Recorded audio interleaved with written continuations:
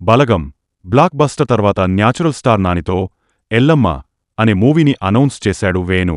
ఈ చిత్రాన్ని దిల్ రాజు నిర్మిస్తాడని కూడా ప్రకటించాడు. అయితే నాని, శ్రీకాంత్ ఓదెల దర్శకత్వంలో ది పారడైజ్ మూవీకి కమిట్. 2 సినిమాల బ్యాక్డ్రాప్ ఒకేలా ఉందని అనిపించడంతో ఎల్లమ్మ మూవీ నుంచి తప్పుకున్నాడు.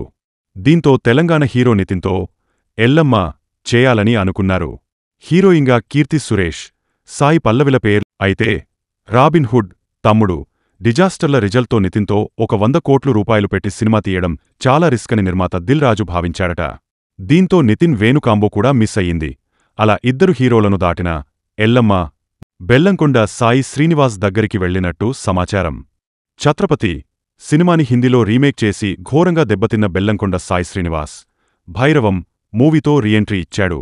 ఆ తర్వాత అనుపమ పరమేశ్వరంతో కిష్కింధపురి మూవీతో సక్సెస్ అందుకున్నాడు. బెల్లంకొండ సాయి శ్రీనివాస్కి నార్త్లో కూడా కాస్త ఫాలోయింగ్ ఉంది. కాబట్టి పాన్ ఇండియా లెవెల్లో చేయాలనుకుంటున్న ఎల్లమ్మ మూవీకి బెల్లంకొండ కరెక్ట్ అని అనుకుంటున్నాడట నిర్మాత దిల్ రాజు.